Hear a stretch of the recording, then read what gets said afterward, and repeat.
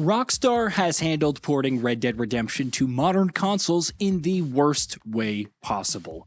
Every single bad decision that could conceivably be made has been made here, and it's being done to a re-release that people had been dreaming about for years.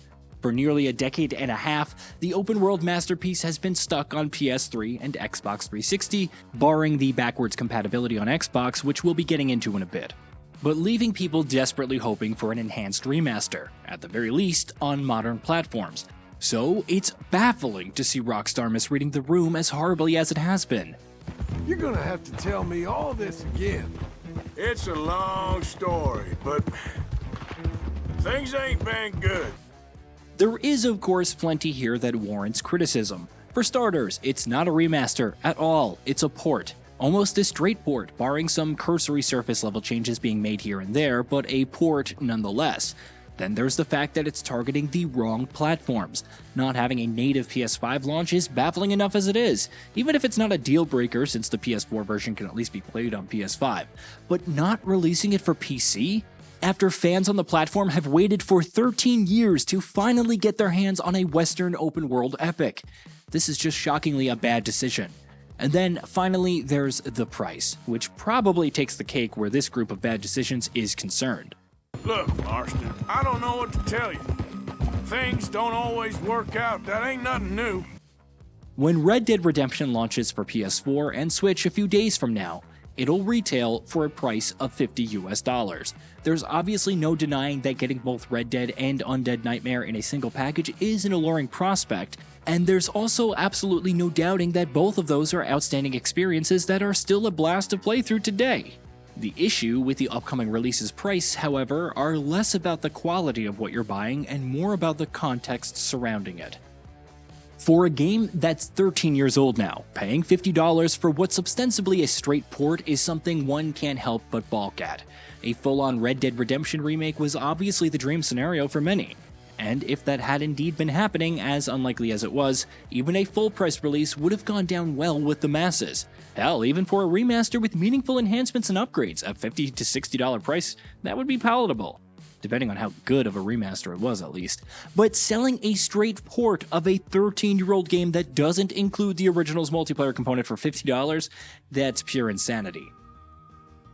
Take-Two Interactive CEO Strauss Zelnick recently said while speaking to IGN that he believes the $50 price tag to be commercially accurate, and alluded to the fact that the release bundling both Red Dead Redemption and Undead Nightmare together is what drives its value more than any enhancements or upgrades, or their total lack thereof. But again, as great as Red Dead and Undead Nightmare both are, it's plain to see that what drove the pricing decision here was not a fair analysis of the value of an aged product that is making no meaningful changes, but pure and simple financial greed. They know how big Red Dead is, and they know that a re-release is going to sell well regardless of the price. It's definitely not commercially accurate, to say the very least. When The Last of Us Part 1 launched last year for PS5 for $70, was that a fair price? That was a full-on remake, one that didn't go nearly as far with its gameplay improvements or narrative changes as it could have or should have, but one that, at least on a visual and technical level, was a massive leap over the original game, and its remaster. If I get into trouble down there, you make every shot count. Yeah. I got this. All right. But The Last of Us Part 1 was on the receiving end of a great deal of criticism for its pricing, which of course was totally justified, because should you pay $70 for a conservative remake of a game that arguably didn't need a remake in the first place? And yet, amusingly enough, compared to the Red Dead Redemption port, even The Last of Us Part 1 seems like a much more sensibly priced game. Compared to something like Metroid Prime Remastered, things look even worse for Rockstar and Take-Two. Now, Nintendo is not exactly a company that's known for its fair pricing decisions, which seems like a massive understatement if we're being honest, but Metroid Prime Remastered was a stellar example of how to handle a remaster.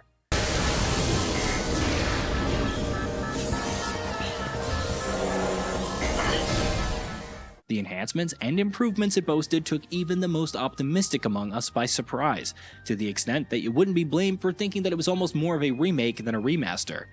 That launched for a price of $40, a wonderful remaster of one of the best games ever made, launching at a fair price. Imagine that, right? And hell, you don't even have to compare Red Dead Redemption's port with any other games just to see how nuts its pricing is. Compare it to itself, because the original Xbox 360 version has been available and playable on Xbox One and Xbox Series X and S for years, courtesy of backwards compatibility, which is why an Xbox version of the upcoming port hasn't been announced. Thanks to system-level enhancements, the game also runs in 4K on Xbox One X and Xbox Series X, and it includes the multiplayer component, which isn't the case for the port. And you know how much that costs? At the time of writing, $29.99. Add Undead Nightmare's $10 price to that, and the two of them combined are still $10 cheaper than the upcoming PS4 and Switch port, despite being far better versions on a technical level and despite having all the multiplayer content that the port does not. So, no, Red Dead Redemption's $50 price on PS4 and Switch is definitely not commercially accurate, as Zelnick puts it. The hope is that the market will end up deciding the price of the release anyway. That it will sell well in the days and weeks after launch seems like a guarantee, given that it's Red Dead and that it's Rockstar. Even the massively underwhelming GTA Trilogy remaster sold like peanuts. But we wouldn't be surprised if that price ends up dropping significantly a few months down the road. Right now, 3 factors are going to drive initial sales for the port. The fact that it's Red Dead, the fact that you can now play it on a portable machine, and the fact that for those who have never played the original, it's going to be an enticing purchase. But once the initial burn of Sure Shot sales slows down, we'd be surprised to see it maintaining any sort of commercial momentum at its current price. Hey, did you know that we at Gaming Bolt upload new videos every day? Stick around, drop a like, subscribe, and hit that bell, and let us know what kind of content you'd like to see in the future with a comment below.